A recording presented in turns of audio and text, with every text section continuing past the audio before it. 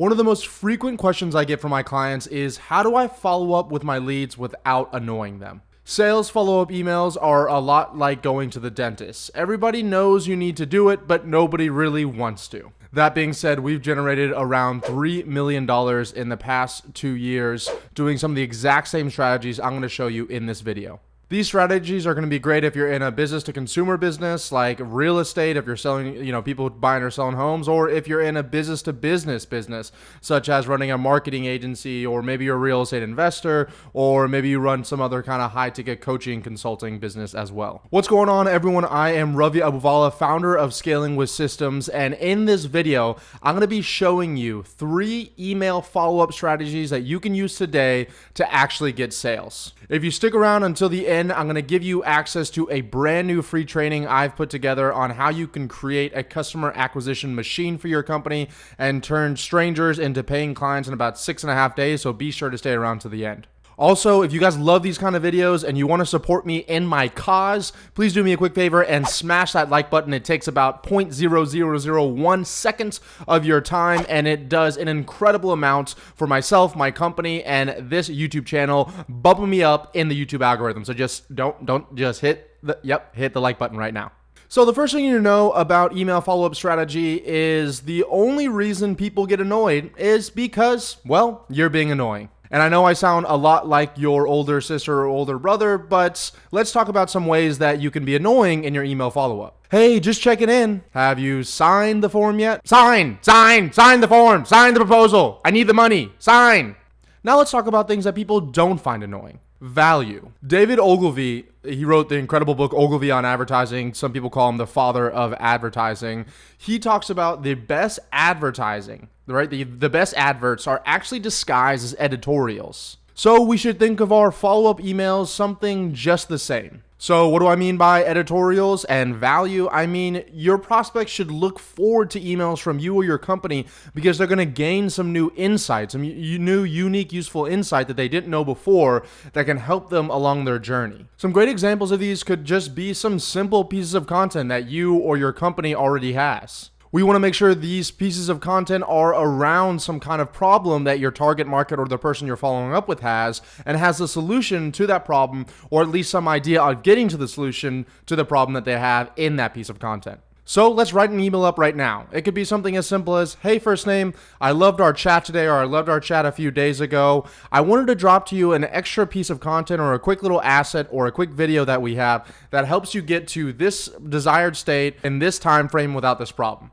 So it could be that it helps you get to $400,000 a month in cash without complicated funnels or ads in 90 days. Check it out here and let me know your thoughts. Something as simple as that they actually find valuable is also going to allow them to engage more with yourself, your company, or your brand, all through just video or content you've already created. Like I said, this could be a YouTube video, it could be an online training, maybe a podcast, or even smashing that like button. My second favorite follow-up email strategy is going to be leveraging case studies or testimonials for yourself or your company. Once again, we have to keep in mind the utility that we're supposed to be giving our clients. So I'm not just sending him a video of a client and saying, hey, he liked our services, buy from us. Instead, what I want to do is find a hyper-targeted case study or testimonial that's relevant to this prospect's current problems, and then I want to frame the testimonial or case study as a solution or essentially a unique insight to the problem that prospect has. Let's, for example, say that I run an advertising agency for real estate agents. My follow-up email could say something like, hey, James, it's crazy. I know how we were just talking about how you're sick of buying Zillow leads every single month without getting any results,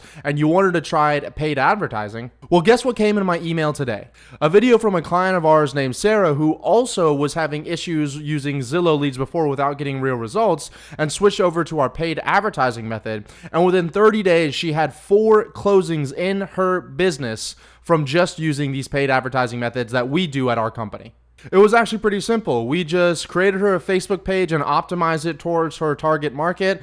We uploaded a bunch of photos and videos that showed her as an authority in that marketplace. And then we drove traffic to that page or to that landing page, and she was easily converting sales without having to do anything. I can't wait until we can do the same for you. Did you get a chance to check out that proposal yet? We personalized it, we added value, and we smashed that like button. The third way you can easily close more deals using email follow-up is what I like to call the sweetheart method. If you have somebody special in your life, what are your favorite type of messages to get from them? Hey baby, I was walking in the park and I saw an older couple and it reminded me of what we're gonna be in the future. Or hey honey, I saw this post of this couple in Miami and it reminded us of our honeymoon. Or for me personally, it's like, hey baby, I saw some huge kid on TikTok eating 4 pizzas and 3 cartons of ice cream, and it reminded me of how fat you are. At this point, you should be pretty dialed into your industry, so you should know if there's some news or some trend going on in the marketplace, and if there isn't one, you can just do general news or general trends within today's day and age.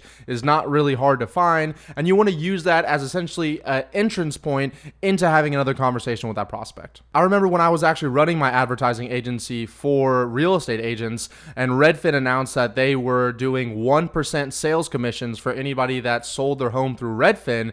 I used that content piece, which actually blew up in the real estate world, to send to all of the prospects that I had to follow up with and said, hey, these same people that you're trying to buy your leads from are also undercutting you in your prices. Let's beat them, and I'm going to show you how you can do it with paid traffic. We had a crazy amount of new clients that we come in, see the value, see the email, and jump on board. So that's it, everyone. 3 incredibly simple but effective strategies that are going to get you sales from your email follow-up today. I'm curious, which one of those strategies did you like the most? Was it the value approach on the first one? Was it sending them testimonials or case studies personalized to where they are? Or was it what I like to call the sweetheart follow-up? Comment down below and I'm going to see what you guys say and I'll be sure to respond. Also, now that you know how to write killer follow-up emails, is your calendar even full in the first place to have people to follow up with? Like I said at the beginning of this video, I want to invite you to a totally free and brand new training I just put together on how you can scale your company to multi-7 figures while retaining a 50% profit margin in 6 months or less. The link to that is going to be in the description below. Finally, please do me a quick favor and be sure to like, comment down below, and just subscribe to the channel so I can know you guys like videos like these